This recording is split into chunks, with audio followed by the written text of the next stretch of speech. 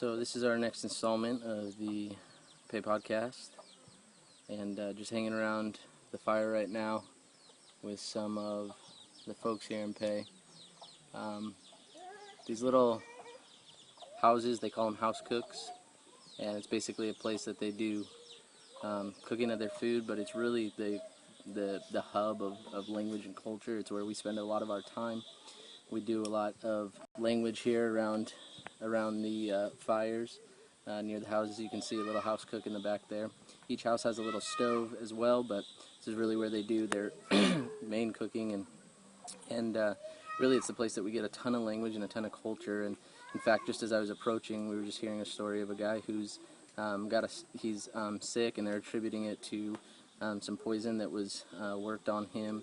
And this kind of thinking, this kind of worldview is pretty crucial and pretty important, and it becomes a major teaching point for us as we're going through the foundational teaching, starting from Genesis and going to the Ascension. And the big idea and the big deal is we want to teach to the worldview, we want to teach to the culture, we want to teach to the language. And really, language removed from culture has pretty little meaning.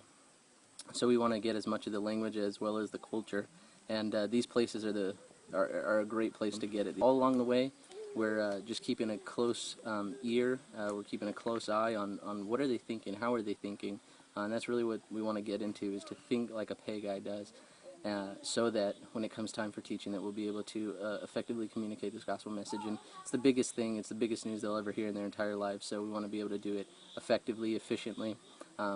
And yeah, so this is just another way of doing that, another picture. So until we see you guys again, keep tracking with us, keep following us, and we'll see you on the other side.